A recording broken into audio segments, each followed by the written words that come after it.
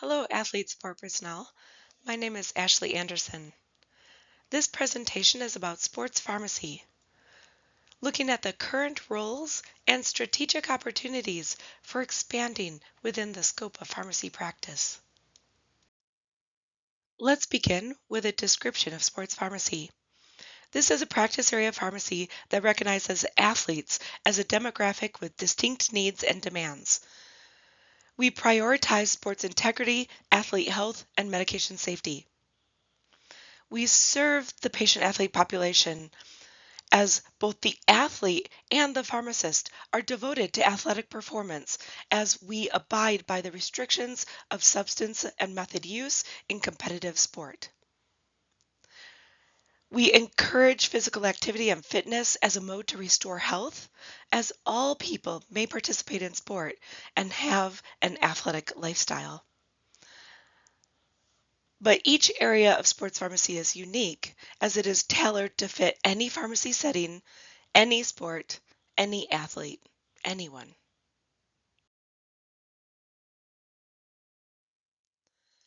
To better understand how sports pharmacy can be tailored to the different pharmacy settings, let's begin by looking at the way that sports awareness can be incorporated into traditional pharmacy roles. Here are just a few. This is by far not an exhaustive list. Let's begin in the most common pharmacy setting, the community pharmacy, where pharmacists are the most accessible healthcare professionals, often interfacing with patients on a regular basis, a recognizable member in their community. Already, pharmacists are providing self-care advice to their patients and public consumers. And athletes are people too, who experience minor ailments, such as allergies and cold symptoms, GI upset, or travel planning needs, seeking advice on vitamins or nutritional supplements, and so much more.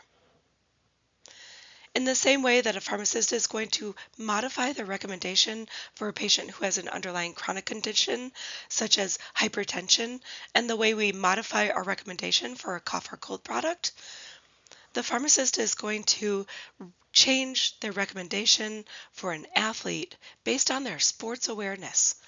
So we're going to avoid inadvertent doping, and we're going to consider the ergolytic effects to avoid any bothersome side effects that might impair performance, to look for the best option for that athlete that will help ensure their best athletic performance while we avoid those risks of using any self-care products.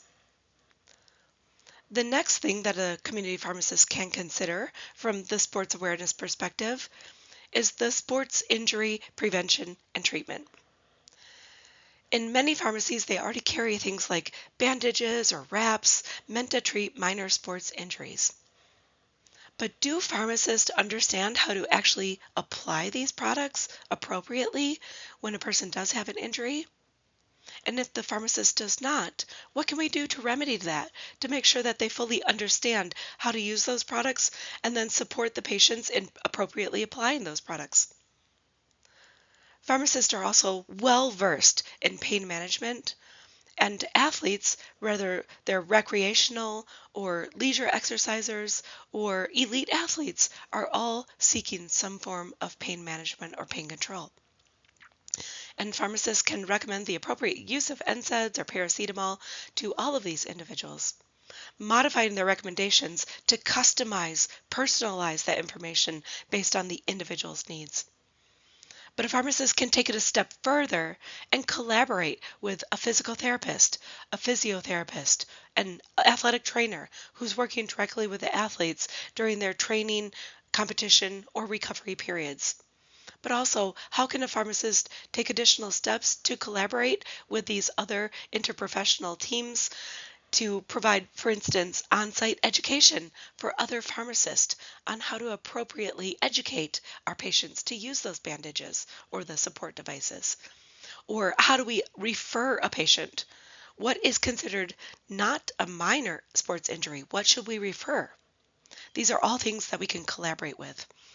Another area to potentially collaborate would be seeking out local sports dentists who do custom fit mouth guards when we recognize that a young athlete is in a collision sport where they are not having a properly fit mouth guard, which they are trying to potentially purchase at our pharmacy. How can we guide them to better protect their teeth and potentially prevent concussions? And then the last category is prescription medications. Well, not the last category, but probably the main category of the community pharmacy setting, where we're dispensing these medications to the patients and have an opportunity to counsel them on the appropriate use. But we can also obviously consider the medication therapy management and monitoring, cost effectiveness, find the best choice for that individual athlete based on their sport and their needs as an athlete, as a patient in a unique demographic. Next, we'll look at hospital pharmacy. I'm just going to look at very few examples here from the pharmacovigilance perspective. Because athletes are often otherwise healthy individuals, they might not often be going to the hospital because of their chronic underlying medical conditions, though we do see that as well. But one area that I found that my sports pharmacy knowledge has been very valuable is recognizing when patients are admitted with adverse medication events. For instance, how can a pharmacist in the role of a sports pharmacist better help create a plan for an athlete who is taking a medication that might put them at risk for hypoglycemia? What kind of prevention plan can we have in place and treatment plan? Who around that athlete should also be educated on how to recognize and treat hypoglycemia? Perhaps that's a role that a sports pharmacist can take. Additionally, how do we recognize and report medication side effects that are experienced in relation to otherwise healthy individuals who are participating in sports or exercise? In the hospital setting, we often have the opportunity to trend to labs. For instance, when we're looking at a medication that has a narrow therapeutic index, like lithium, for instance, how is an athlete that is taking lithium going to manage the use of that medication with that narrow therapeutic index that is highly influenced by the sodium levels and the hydration? How do we explain that to the athlete to make sure they understand that it's a relative contraindication? When we need to balance the treatment of their condition with the use of that medication and their life as an athlete, how do we help make sense for that athlete? Also in the hospital setting, I've had many opportunities to identify drug misadventures, misuse of substances that lead to hospital admissions, and notify the hospitalist or the attending physician of what I suspect might have led to that admission. The next area of pharmacy that I want to focus on is transitions of care through the perioperative settings. So pre-surgical planning, what medications should be held or avoided leading up to the surgery, working with the surgeon based on the specific surgery that the athlete is planning to have, or having a set plan in place for any potential patient who might come in with trauma and need surgery. How do you manage the medications that they're taking on a chronic basis if you don't have time to plan ahead for that surgery? And then during the actual surgery setting itself, when they're in that operative arena, what kind of medications are being used in that setting? Understanding preventing nausea during that period of time, the pain treatment, anesthesia, IV medications, any additional restrictions that athletes have when they're abiding by an anti-doping code. And then in the post-op setting, the PACU setting and the post-op setting for pain control and management, again, nausea and vomiting, what antibiotics are used for prevention of surgical infections. What do we do if they end up having an infection afterward? And then considering anticoagulation and many more areas that a pharmacist can have a positive impact to help with the transition of care, the planning, treatment, and recovery for athletes in the perioperative care setting. Another area is industrial pharmacy, where pharmacists or pharmaceutical scientists could help in designing therapies that encourage fitness. We've seen the boom in the semaglutide market and other products that are similar products, but is that the best approach to fitness for our individuals? How can we support people who are looking to restore their balance of health? Is it a reliance on medications? Are we looking at deprescribing and weaning off those products?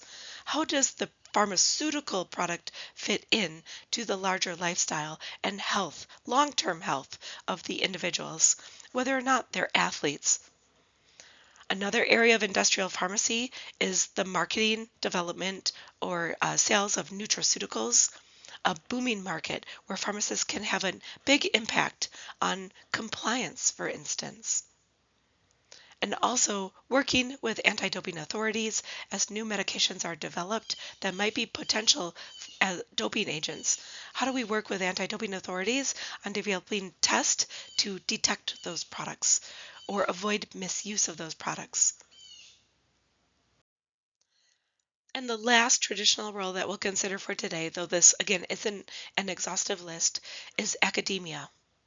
How can we better incorporate these topics of sports awareness, drugs in sport, into our current curriculum for pharmacy and other healthcare professionals? Is there a current doping case in the media that we can take and modify to put as a case example into an existing pharmacotherapy session so that we can take off the blinders of our pharmacist and expose them to the way that a pharmacist can be involved in preventing inadvertent or intentional doping? Or explain what doping means and how that impacts sport or impacts the clean athlete community? Or what message does that send to young athletes? And what are the risks of doping? How can we better educate not just athletes, but the public at large? Maybe we can incorporate an anti-doping lecture, a 1 hour lecture that, again, exposes our healthcare professionals during their training period to anti-doping so that they don't have those blinders and that they also recognize that they can be held liable for anti-doping rule violations if they are involved in a doping scheme. So what are our responsibilities as healthcare professionals? And lastly, incorporating a better understanding for pharmacists of exercise physiology. When we use medications and then have high intensity training, how does that affect the body's response to a medication, the pharmacokinetics or the pharmacodynamics of a medication? A better understanding of exercise physiology would improve our ability to work with athletes.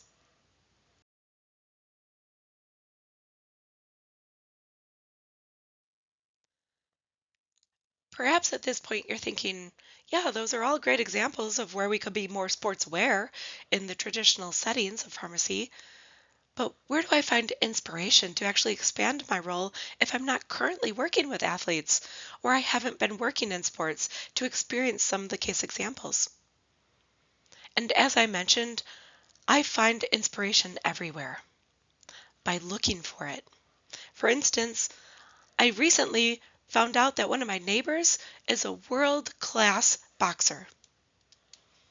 I also go to my local general store and I do research on the third-party testing of products. For instance, I just went to go look to see which creatine products were they carrying that had third-party testing. I also get inspiration at local sporting events, whether large or small events. I talk to the organizers of those events and I ask what type of medical support they currently have and ask if they've ever heard of the role of a sports pharmacist. And I talk to them a little bit about the way that a pharmacist can help to discuss medication safety in sport. Or I work with nearby colleges and I reach out to medical offices to find out what is being offered to people in our community. This is an example of a local college that is offering body composition and metabolic analysis to the public consumers. But then what does the public consumer who is on chronic medications, for instance, going to do with that information? How do they actually apply this new data that they have about their current state of health? And how can we help that type of public consumer restore their health and improve their numbers on body composition or metabolic analysis by just, for instance, adhering to their medications or using them at the most appropriate dose or appropriate timing? Just small changes in the way they take their medications can make a difference. When we're looking at this potential for expanding the role of the pharmacist, we also want to assess this potential for expanding within our scope of practice. When a pharmacist becomes a sports pharmacist, they don't become a jack of all trades and suddenly have the ability to advise patients on sports nutrition or become a mini sports dietitian or a mini sports physician, for instance. We want to understand our scope of practice as we're expanding our role. And often, in understanding that scope of practice, it depends on our target audience. So are we looking at working with the athlete or a team in a certain sport? We want to understand the type of demographics. For instance, what is the sport-specific needs? What is the age of that patient population? What are the exposure that they might have to performance-enhancing substances? The type of peer pressure, for instance, social media exposure, or actual potential use because of the type of sport that they're in. And then from there, we can better set boundaries and guidelines for our scope of practice as pharmacists. We are the drug experts. And how do we stay within our scope of practice, but expand on our abilities, our capabilities, and our role? How do we work to the top of our profession? And then also we have another target audience, other athlete support personnel. And I'm just going to break these up into 3 simple categories. The non-medical athlete support personnel, that might be coaches, athletes, parents, and then those who have scientific backgrounds or are paramedicals, such as strength and conditioning coaches, EMTs, others who have science, sports, education, but they're not necessarily trained in the diagnosis or treatment of medical conditions, or not trained in sports nutrition or making recommendations on dietary supplements, for instance. So if we can better understand their roles and their scope of practice, we can see where our boundaries cross for scopes of practice. And then there are the other medical professionals who are athlete support personnel. Those are our peer pharmacists and other healthcare professionals, whether or not they're prescribers of medications. And then from there, to understand the needs, we want to do a needs assessment. This is a real simple way when I'm working with clients to understand what is already provided. How do they describe the role of the pharmacist? And does my understanding of a sports pharmacist service align with what their expectations are for a pharmacist? What do they value from a pharmacist? But I really want to understand, where are their pain points when it comes to medication supply, storage, handling, use of medications, therapeutic use exemptions, documentation, reporting of medications, control of substances. What are their pain points? Do they just need more education? What do they need? Really explore where you can have the biggest impact. And with that impact, we really want to start with what we see as the easiest to address, with the lowest investment of our time and lowest cost to them. This is considered the lowest hanging fruit.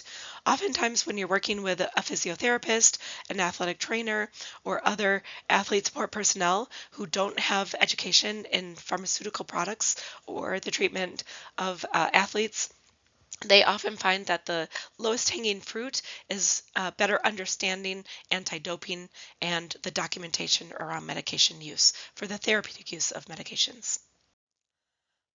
As pharmacists expand their roles into sports pharmacy, we want to look at some of the guidelines that exist for practice statements as we work within our scope of practice, but push the opportunities and the way we take advantage of those opportunities. What are ways we can be strategic in reading these FIP statements and FIP reports? For instance, looking at guidance in those reports,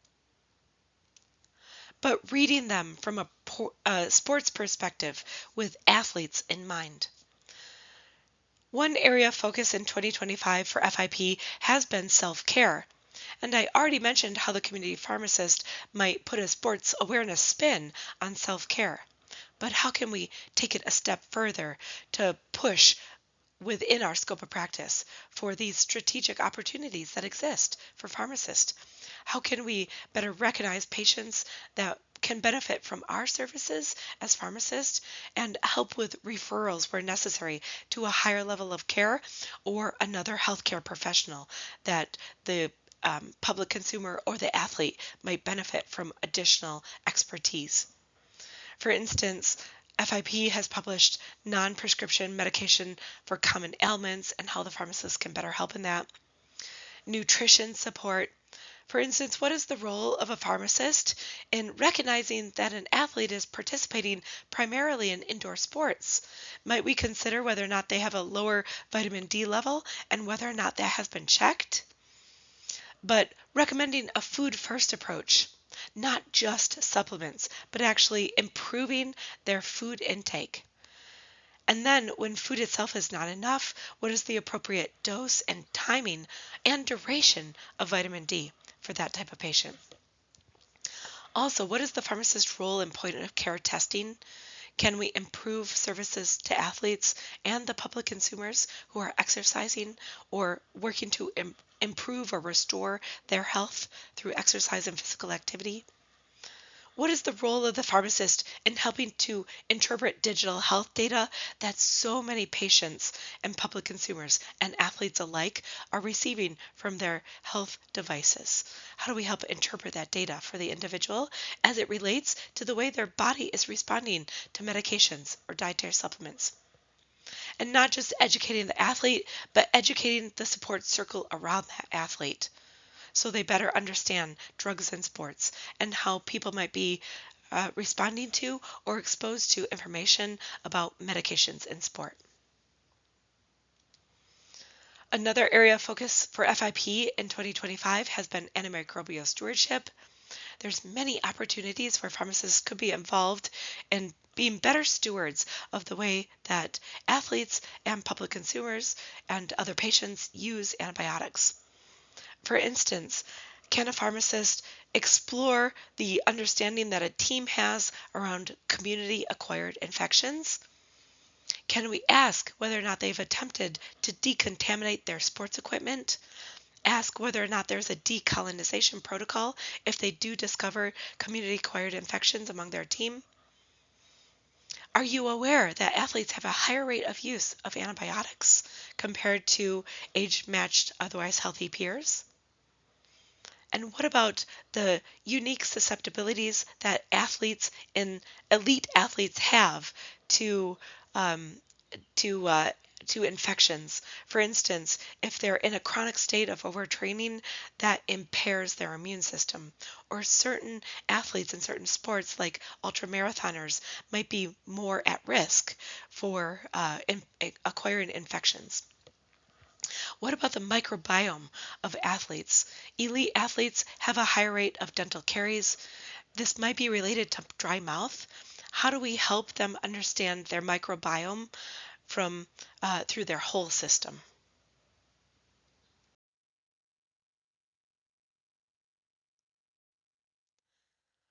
A pharmacist doesn't need to be specifically working in one of these specialities to incorporate this niche focus with an awareness of sports, but I'm going to focus on some specific areas of pharmacy specialties to understand better how we can incorporate this awareness of athletes as a unique patient population.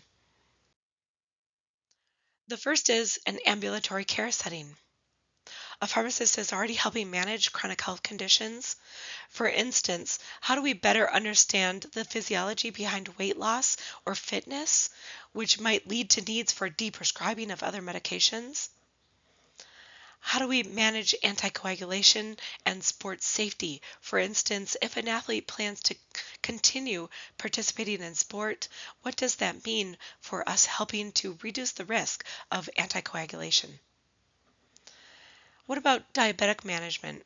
I've spoken earlier about planning and treating hypoglycemia, but there's other roles where pharmacists can help to encourage athletes who do live with diabetes to continue on their active lifestyle or increase their activity. And how do we help with the medication management perspective of that, or eventually deprescribing? And then there'll be commonly questions of dietary supplements and nutritional support assessments. One way of expanding into sports pharmacy in the cardiovascular care setting would be screening medications that have a cardiovascular risk, which aren't necessarily intended to be a cardiovascular medication. For instance, antidepressants like tricyclic antidepressants or other medications that might have a cardiovascular risk or prolonged QT intervals. And what about screening patient athletes for pre-exercise or pre-season screenings? Should we be incorporating more of a cardiovascular workup? For instance, understanding the supplements that they're taking, their pre-workout medications, the amount of caffeine intake, or the amount of stimulants in their pre-workouts. How can pharmacists better educate athletes around those risks as we're part of the pre-screening process for the cardiovascular risks that athletes might have? And then pharmacists' role in ACLS training and, for instance, reviewing the medical bag for the EMTs or paramedics, making sure that there's good control of the medication in those bags, making sure they're up to date for ACLS standards. And what about beta blockers? Understanding the status in certain sports and putting together the documentation that's needed for applying for a therapeutic use exemption. I use beta blockers as an examples, but any diuretic would be an example as well. If a competitive athlete might be potentially tested for anti-doping rules for the WADA code, they would need to apply for a therapeutic use exemption, even if they have a prescription for that medication. In my experience, I find that pharmacists who are working in a respiratory care setting are already quite familiar with working with athletes because many athletes live with asthma. Pharmacists work on counseling athletes on the appropriate use of their medications, but also the appropriate selection of the medications, making sure that athletes or any patient has access to those medications, that it's not cost prohibitive or there's some other barrier to actually filling or refilling their medications. But athletes also have restrictions on the status of sport for certain inhalers or other medications that are used for the treatment of asthma. For instance, beta 2 agonists are prohibited both in and out of competition, but they are allowed to be used, restricted by the route of inhalation and dose restrictions for just 4 of the beta 2 agonists currently. But also, athletes are also curious about testing their VO2 max. So pharmacists can better understand how various medications, not just asthma medications, might impact the VO2 max. So how do medications impact the cardiovascular system at large? And what about sleep apnea and the way that medications might impact the ear, nose, and throat structure and function? These are various ways that pharmacists can use their drug expertise in a respiratory care setting. For decades, specially trained pharmacists have already been involved in the clinical settings of psychiatric care and mental health. When we put a sports awareness perspective on that, we want to consider internal and external factors of stress in the athlete's lifestyle. Sometimes these are additional stressors that we don't see in other settings. We also want to be aware of the risk for substance abuse or misuse of medications. For instance, the neighbor that I mentioned meeting earlier is actually an athlete who has been talking more publicly about his story of a weight-based sport athlete who became addicted to the use of laxatives. And we want to understand the pharmacist's potential role in addiction treatment as well. What role can a pharmacist play in recognizing and referring patients? For instance, if a person is using a performance enhancing substance to enhance their body image, just recreational use of a performance enhancing substance, how can a pharmacist recognize and refer those types of patients for addiction treatment or harm reduction? Nootropics is a growing category where there's risk of dietary supplements labeling themselves as nootropics containing designer chemical stimulants. And those can be a risk to our patient athletes and to the greater public alike. But there's lots of trends around the use of nootropics. And we want to be aware of the type of information that social media is putting out that is misinformation around mental health. The last area I want to focus on is preventative care, recovery, and wellness. Because when pharmacists work in this fast growing space, and it's fast growing because of the public demand for wellness services and the social media trends around wellness and recovery. But pharmacists need to recognize the roles and responsibilities of athlete support personnel and understand that this includes our liability to be held accountable for any anti-doping rule violations. So we need to recognize what our duties are when we work with athletes. In this space, pharmacists might be working in sports recovery as part of an interprofessional team. As mentioned earlier, that might be in the pain management space, or pharmacists could be working in more innovative approaches to help with recovery and the return to activity or return to sport. But we want to make sure we're always using the evidence-based approach. And as I mentioned also here with clinical trials, if we recognize something as being if something is being prescribed off-label or not with a government indication for use for that medication, we want to make sure that there's good clinical pharmacology behind it. But if there's not enough support for using that product off label, then should we otherwise be enrolling that individual into a clinical trial so they are appropriately monitored for the safety and longer term outcomes for that product, not just relying on anecdotal evidence? And the same goes for the space of integrative medicine, where pharmacists can expand their understanding of the integrative approaches and traditional health. For instance, better understanding herbal medicine, how athletes are using herbal medicine, and how that might be incorporated and work either synergistically or potential drug interactions with herbal medicines and allopathic medications. And then what is happening in wholeness and alternative healing with the trends of interest among our athletes and public consumers? How can pharmacists better understand this space so that we can help our consumers restore their health? And then evidence-based approaches to functional medicine. When I'm trying to do some strategic planning or trying to look ahead at trends or what's coming down the pipeline, and seeking new opportunities for my sports pharmacy services, I'm often looking at current events. What kind of chatter is happening on social media? Or is there a celebrity athlete that has a new affiliation and has put their face to a pharmaceutical product? What kind of trends are out there on social media and with these athletes who have a big following? So we want to understand also what kind of sports injuries are being discussed. Has the public seen some type of sports injury occur during a live stream of a basketball game or a soccer game, football game? What is the public talking about?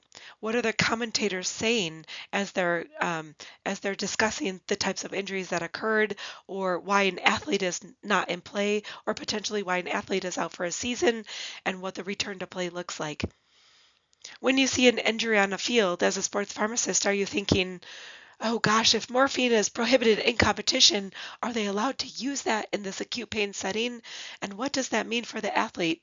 What type of documentation might be required? And how can we plan ahead to best treat athletes in that situation? But we also want to be aware of the trends of how sports is evolving. How are athletes collecting their data in real time? Who has access to that potentially private health information? How can we help protect athletes' private health information, and who has access to that data that's being collected? But how is that data also helping to evolve sports and training for those sports or the in competition period? And then as pharmacists, we also need to recognize the global market and how that has changed access to pharmaceuticals, dietary supplements, vitamins, raw products, even research chemicals.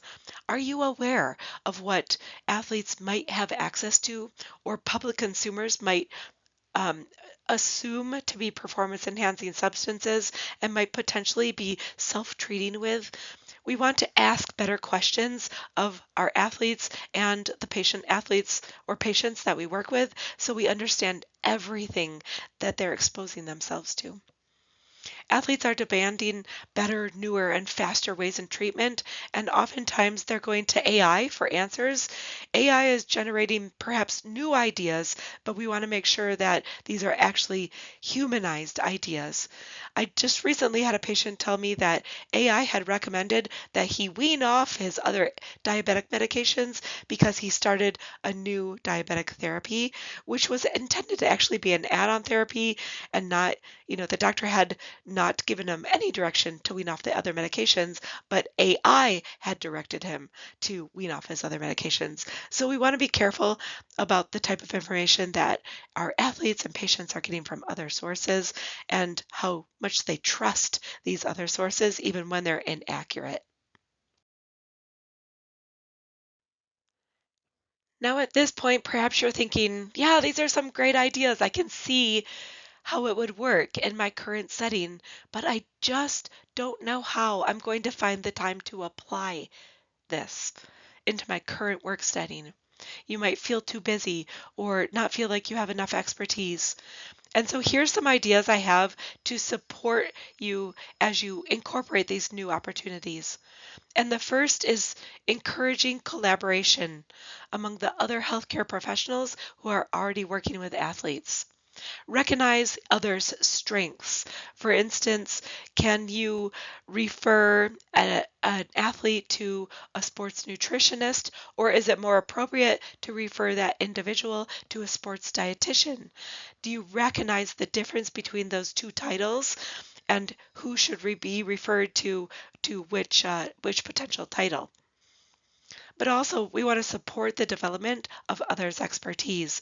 So if you have a sports dietitian who is really interested in understanding better the quality of dietary supplement products, and that's become your mini area of expertise, how can you better collaborate to serve your patients and really make it a win-win so that you're each using less time with the individual athletes that you are both serving? How can we support each other in our crossover in where we serve athletes? And then also, when you're working with an interprofessional group, encourage the least experienced person to speak up first with their ideas and their information. It gives you the opportunity to potentially correct them or redirect them on some of their ideas. But I also find that it brings some new innovative ideas into the discussion. I hope this presentation has sparked some new ideas for you, helped you think about how a pharmacist could be involved in sport in new and unique ways, to explore the opportunities where a pharmacist can work within their scope but still expand their role, to work in areas that help reignite the passion that they have for their career by bringing in some of their passion, that spirit of sports, and help recognize where the pharmacist can make a difference in the care of athletes. Thank you so much for your time and attention. My name is Ashley Anderson.